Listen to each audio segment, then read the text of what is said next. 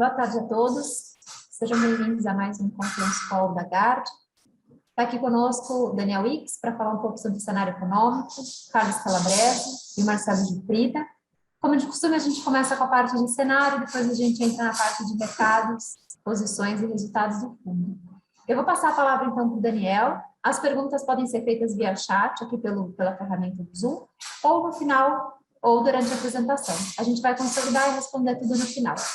Wix, pode começar com a sua parte, por favor? Obrigado, Nath. Boa tarde a todos. Vamos começar aqui com a parte econômica, começando com a parte internacional. Bom, eu acho que, enfim, a mensagem que a gente quer passar aqui é que, no cenário global, o assunto inflação e desarranjo, né, das cadeias produtivas seguem aí como tema central, né, da discussão. Então, a gente tem visto, enfim, a continuidade aí das preocupações inflacionárias e, enfim, o mercado se adequando aí às novas perspectivas de política monetária.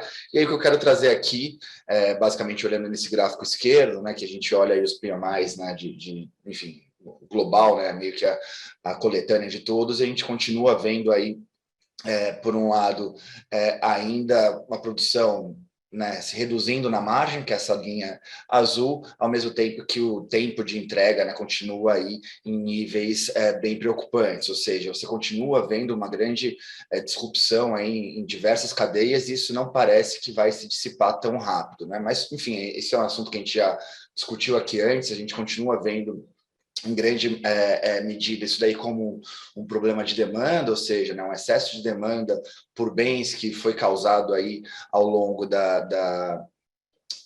enfim, da recuperação da pandemia, né, em que você teve políticas monetárias e principalmente as fiscais muito estimulativas, né, enquanto a população foi, enfim, gerou uma grande capacidade de consumo, no entanto, com o setor de serviços fechados, né? Então, a gente viu esse grande desequilíbrio e, pensando agora, final do ano, festas, né, ainda um período de, acho que sazonal ruim, para imaginar que a gente possa ver qualquer reversão disso no curto prazo, né? Então, a gente segue pessimista no curto prazo, e aí eu chamo até a atenção que os próprios bancos centrais, né, mostram uma grande certeza de identificar em quanto tempo esse negócio daí deve perdurar, mas quando a gente pensa se é um problema de demanda e o que a gente espera para frente, né, pensando mais em médio prazo, eu acho que tem motivos para imaginar que isso daí é transitório, ainda que duradouro, e deva, ao longo do tempo, ser equacionado esses desequilíbrios. Basicamente porque a gente vê, né, enfim, uma redução dos estímulos fiscais, isso é o que eu trago no gráfico da direita, aí, justamente o resultado, né, fiscal global aí, ajustado pelo ciclo, né? Então, ou seja, 2020 é o grande o auge ali de estímulos fiscais, né, seguido por 2021, e aí a partir de 2022 a gente começa a ver uma diminuição desses estímulos, o que deve ajudar também a esse equilíbrio entre demanda e oferta, ao mesmo tempo que, enfim, o setor de serviços vai reabrindo e as coisas vão se reequilibrando, ou seja, a parcela da renda das famílias que começa a ser gasta em serviços, né, começa a se ter um rotation aí do setor de bens, né? Mas enfim, é uma aposta, o timing disso daí é uma coisa complicada, não é uma aposta que a gente faria agora, mas chama atenção que, em tese, parece algo temporário ainda que duradouro, tá? Bom, seguindo aqui, então, acho que esse é o tema que permeia toda a nossa apresentação global, né? Mas, enfim, seguindo aqui nos Estados Unidos, a gente, enfim, o taper foi confirmado aí no FONC dessa semana, e agora a gente começa a mapear quando é a primeira alta, né? Lembrando que o mercado, enfim, veio aumentando aí as expectativas, né, na precificação de altas no ano de 2022, e aí, enfim, dado que o taper deve terminar ali no meio do ano que vem, você começa essa especulação e, enfim, um pouco da discussão sobre o que vai acontecer com a política monetária nos Estados Unidos. A gente ainda olha como mais provável uma alta de juros, né, na virada do ano de 2022 para 2023, né? Eu acho que o cenário base está em alguma coisa entre o final do ano e começo de 2023. No entanto, aqui a gente traz as duas coisas que a gente está monitorando para identificar, enfim, o timing desse primeiro hike. Basicamente porque o cenário é muito fluido, pós-pandemia, então, enfim, é difícil você fazer um strong call sobre o timing disso, mas basicamente o que o Fed tem nos dito, né, nos disse aí na quarta-feira, é basicamente você caminhar para um nível de pleno emprego, tá? E aí no gráfico da esquerda a gente justamente traz duas trajetórias que você, enfim, pode alcançar ali o que seria o nível de emprego pré-pandemia, né? Então, se você rodar na forte, no forte ritmo de geração de emprego dos últimos 3 meses, você alcançaria isso daí já no meio de 2022, e se você voltar para o que seria a média de geração de emprego pré-Covid, você caminharia para algo só no final de 2023. Né? Então, você tem uma gama grande aqui, né? Um leque grande de possibilidades. A gente acredita alguma coisa mais no meio da história, que culminaria aí com você alcançando a meta do Fed somente no final de 2022. Né? Mas, obviamente, se a gente for surpreendido, e aí é muito contingente aos dados, né? Se tiver uma recuperação mais forte, a gente pode adiantar a projeção de hike. E do lado da inflação, né, obviamente a gente tem visto, enfim, números muito feios de inflação nos Estados Unidos. A gente traz aí a linha vermelha do gráfico, a linha azul do gráfico da direita, né, o CPI, rodando aí em níveis que a gente não via, enfim, há alguns vários anos, mas basicamente o que a gente olha é que o mercado continua vendo isso daí como transitório. Né? Então, quando a gente olha a taxa de break-even, né, no FRA entre de 5 anos até os 10 anos seguintes, ou seja, descontando um pouco dessa pressão de inflação que a gente está vendo no curto prazo, as expectativas seguem relativamente ancoradas. Né? Eu acho que aqui também seria algo que, se você, rodando com uma inflação corrente tão alta, de alguma maneira trigasse, né, uma desancoragem de expectativas mais profunda, isso daí também poderia mudar a cabeça do Fed, ou pelo menos tirar essa paciência que ele tem nos indicado. Tá? Então, eu acho que aqui acho que as duas coisas a se monitorar são justamente essas que eu trouxe agora, mas para a gente, como eu falei, a gente continua aí com o cenário de um Fed, a gente compra essa paciência que o Powell, né, e o Fed tem mostrado, dizendo que você não tem ligação com o taper e o primeiro hike, né? Ou seja, a gente acha que, enfim, existe um certo exagero aí na precificação do mercado de colocar altas tão fortes aí já para o ano de 2022, tá? Então, dos Estados Unidos é isso. Continuando aqui, vindo para a China, né? No último call a gente também já tinha falado bastante sobre as perspectivas piores de crescimento da China no curto prazo, né? E aí, de fato, a gente viu um terceiro trimestre bem fraco. Basicamente, você teve a conjunção, né, dos problemas, né, do setor imobiliário junto com, né, um começo da intensificação dos problemas do setor de energia.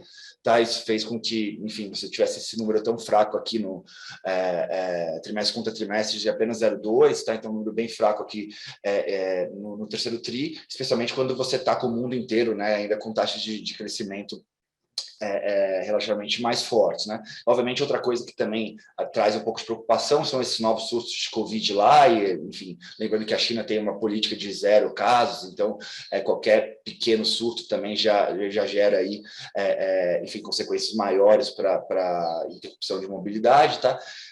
Mas eu acho que esses problemas de curto prazo, enfim, não necessariamente a gente deveria postergar, né, para o nosso cenário de médio e longo prazo. No entanto, a gente continua vendo aí problemas nessa retomada.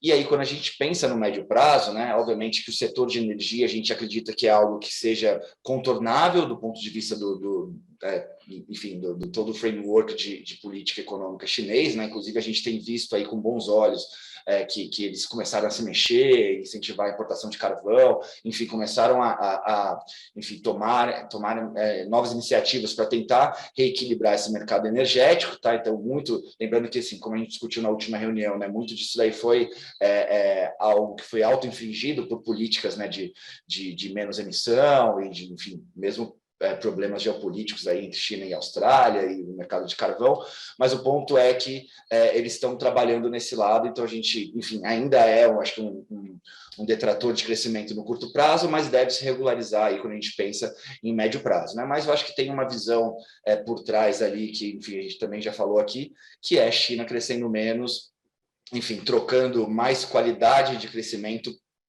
por quantidade, né? Ou seja, focando mais na qualidade do que, enfim, nos targets mesmo de crescimento puro. Então, a gente vê aí China crescendo aí mais perto de 5%, até um pouco abaixo disso nos próximos anos, e aí também acho que vale lembrar que a fraqueza no setor imobiliário, ou pelo menos, enfim, as medidas estruturais que estão sendo feitas para evitar enfim, uma alavancagem muito grande que pudesse gerar algum tipo de crise financeira lá na frente, desse setor também ajudam aí você ter um crescimento mais moderado a médio prazo na China, né? Bom, seguindo aqui, indo para a Europa, a gente tem visto também, enfim, acho que uma piora de curto prazo nas perspectivas de crescimento. No entanto, isso daí não muda, enfim, nossa visão relativamente otimista para o médio prazo lá, né? Então, basicamente, o que tem acontecido no curto prazo é muito descompasso na cadeia produtiva, né? Lembrando que, enfim, a Europa tem um grande parque industrial, e principalmente na parte de automóveis, por exemplo, a gente tem visto aí, né, enfim, problemas grandes ali de produção.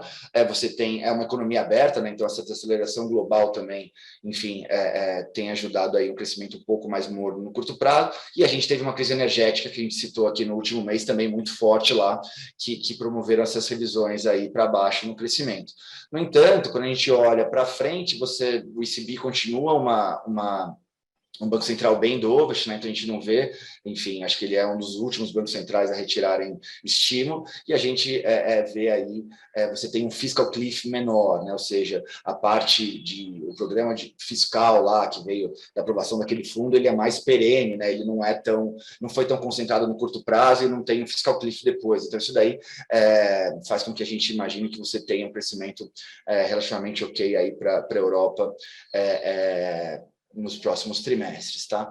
E aí, eu acho que, enfim, fechando aqui o cenário global, né, esse slide que a gente fala, né, que começa a normalização. E é interessante que, enfim, a gente teve uma política econômica global, né, que foi muito alinhada, né, tanto fiscal quanto monetário, para a recuperação, e a gente teve uma recuperação muito forte em V pós-pandemia, né, e agora a gente começa a ver, conforme, enfim, o processo de vacinação vai avançando aí mundo afora, e as coisas vão reabrindo, e você teve todo esse pick-up forte de inflação, né, que foi, de certa maneira, inesperada, a magnitude desses problemas de inflação e de cadeia e de energia, etc. Tudo isso aí faz com que você, enfim, tenha mudado, né, a chavinha lá, que era de, enfim, pé embaixo no acelerador, para você começar a normalizar aí as políticas monetárias, né? Então, acho que outubro o Calabrese vai comentar melhor, né? Mas foi um mês marcado, né, pela forte reprecificação aí, né, na perspectiva do mercado, para os processos de normalização de juros, né? Então a gente viu todo mundo, né, assim, a maior parte das curvas aí colocando aí bastante altas, né, no curto prazo, que eu acho que basicamente assim a direção é essa, né? A gente vai caminhar para um mundo com a política monetária mais normalizada, ou seja, taxas de juros, né, ou seja, fins de programas de QEs e enfim, começar a normalizar as taxas de juros. No entanto, é interessante notar que talvez o mercado coloque um pouco, né, a carroça na frente dos bois. Então, a gente já viu alguns bancos centrais aí também refugando, né, e aí eu acho que vai bastante, dependendo do cenário de cada um e como cada banco central está vendo, mas a gente viu aí mais recentemente alguns bancos centrais refugando, ou pelo menos botando aí um pouco de panos quentes para as precificações do mercado, né? O Fed, enfim, não sancionou nessas altas tão fortes aí em 2022. A gente teve o Banco Central da Austrália também, que, enfim, está com uma postura, né, largou um pouco o seu yield curve control, mas também não quis sancionar aí altas de juros no curto prazo. E o próprio Bank of England hoje também teve uma toada um pouco mais dovish do que estava precificado pelo mercado, né? Então, de forma geral, acho que assim, a direção para você normalizar. No entanto, é interessante que surgem algumas oportunidades aí, conforme o mercado, enfim, se empolga demais no processo de contração monetária, e os bancos centrais ainda parecem que estão nessa direção, mas com uma certa paciência para normalizar, a depender do cenário de inflação e atividade de cada um deles, tá? Mas, enfim, esse eu acho que é o nosso cenário global. É um cenário que começa a ficar mais desafiador e com incertezas um pouco maiores, né, conforme, enfim, a gente tem essas reprecificações, mas, de maneira geral, um cenário que ainda mantém aí um crescimento, enfim, relativamente robusto e ainda com problemas inflacionários aí, que também vão ser importantes aqui para o nosso cenário doméstico, tá? Vindo para o Brasil, enfim, a gente teve um mês bem complicado aí, né, principalmente na parte política / fiscal, né? Enfim, alguns meses atrás a gente construiu esse índice, né, que é o que a gente chama índice de adesão à agenda liberal, que a gente justamente, enfim, abre nos diversos fatores aí, tanto assim, o que é tamanho de Estado, o que é a parte fiscal, o que é a agenda de produtividade, as reformas estruturais, etc. e tal, dá nota para, enfim, evolução de cada um, e a gente mostrava, né, que, enfim, na pandemia a gente tinha tido uma piora muito grande aqui desse índice, né, mas você tinha voltado e estava, né, enfim, com uma nota relativamente boa. O que a gente viu na margem aí é esse distanciamento da agenda liberal, principalmente pelo lado da parte fiscal, né? A gente viu aí o teto sendo praticamente ferido de morte do espírito dele, que é justamente não ser mexido e ser uma âncora independente das vontades políticas, né? O que a gente viu é que, de uma maneira casuística, o governo propondo aí a mudança do indexador do teto de gastos, né? Ele era corrigido pelo IPCA do meio do ano, e aí você corrige pelo IPCA do final do ano. Isso daí gera um espaço maior, tanto para você conseguir produzir aí o novo Bolsa Família, né, mais robusto, um Bolsa Família que, enfim, a gente imaginava um ticket, o Auxílio Brasil, né, um ticket de R$300, e na última hora, né, meio que caiu do céu um ticket maior de 400, né, gerando, enfim, uma piora ainda maior aí nas perspectivas de gastos fiscais, e ao mesmo tempo também abre espaço para mais emendas, para desoneração, etc. Então, não que por si só a mudança do indexador de, enfim, o IPCA do meio do ano para o IPCA do final do ano seja o fim do mundo, mas a mudança casuística, seu bel prazer só para gastar mais, né, num ano eleitoral, você poder fazer isso daí, eu acho que tira todo, enfim, o espírito do teto de gastos, que é justamente limitar esse tipo de enfim, posições ou, enfim, tentações populistas, né? Então, a gente vê com maus olhos o que está acontecendo. Eu acho que é algo sintomático de um governo que cada vez mais enfim, entra no modo, um governo e um Congresso, né, que cada vez mais entra no modo eleição e se distancia aí da sua agenda liberal / fiscalista que a gente, né, que foi o que foi vendido em 2018. Né? Então, para a gente segue bem preocupado, ver como o risco ainda, enfim, esse negócio está para ser aprovado na Câmara, né? Passou o primeiro turno, ainda tem as emendas do segundo turno, a gente vê risco para isso, a gente vê riscos da aprovação no Senado, a gente não sabe se novas benesses vão ser incluídas aí na PEC dos precatórios ou não, e também que outras canetadas o governo poderia fazer nesse novo semblante aí mais populista, seja na Petrobras, para preços de combustíveis, ou seja para novos benefícios fiscais.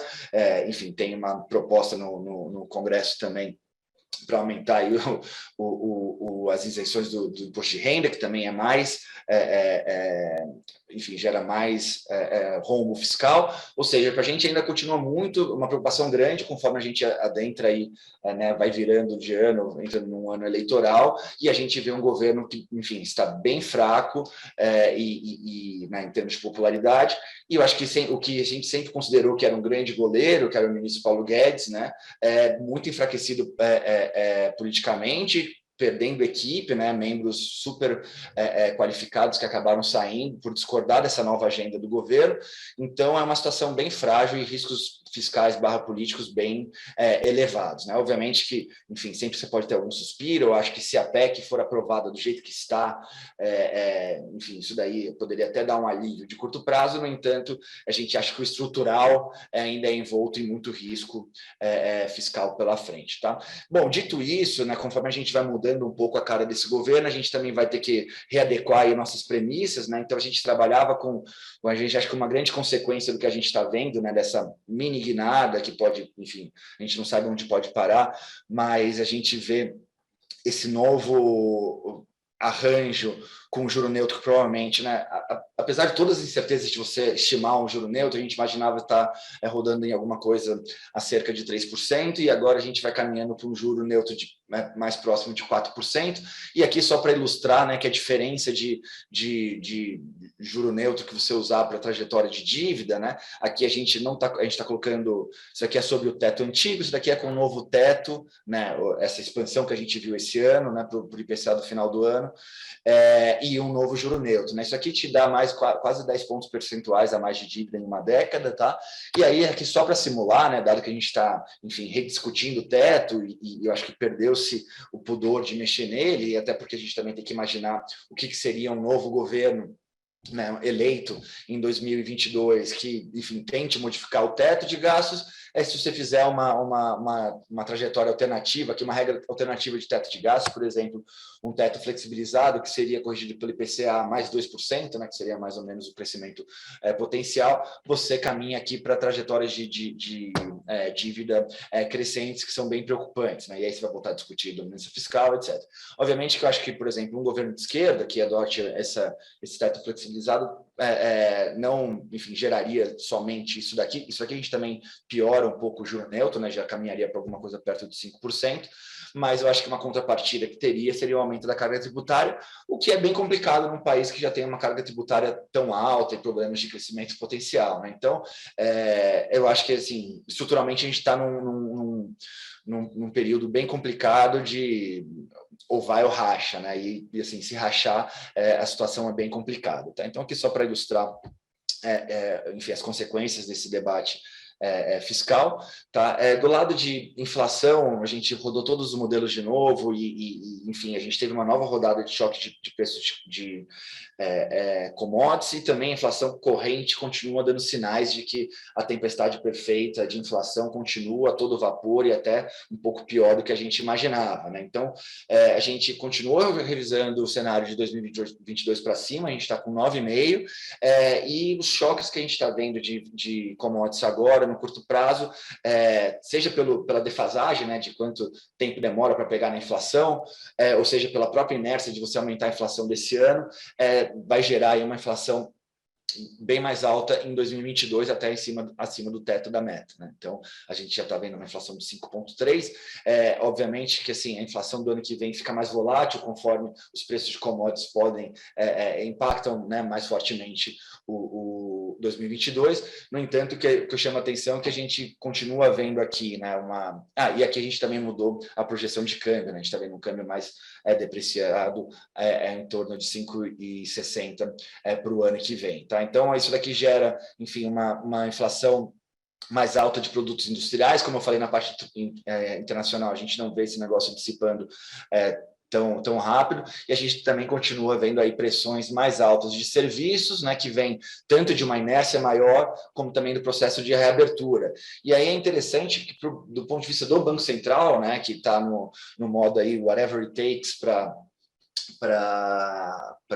sua indicação de ciclo de aperto monetário, é bem complicado, porque o que tem pressionado a inflação são justamente, né, essa parte de produtos industriais, que tem muito do cenário internacional, a parte de serviços, que é muito inércia e reabertura, né, que são alheios à política monetária, sem contar também que os choques de commodities também são alheios à política monetária. No entanto, com a piora do cenário fiscal, né, e do cenário de inflação, ele tem falado mais grosso, aí, um discurso mais forte, e tentado, falando que vai fazer whatever it takes para 2022, para a gente é impossível que ele convirja a inflação de 2022, no entanto, ele vai manter essa posição mais dura, até para não perder as expectativas, né, desancorar as expectativas mais longas, né, que, assim, no caso dos preços de mercado já estão desancorados, né, mas quando a gente pensa em focos, etc., ainda estão relativamente ancoradas, mas começaram a dar sinais um pouco piores, né.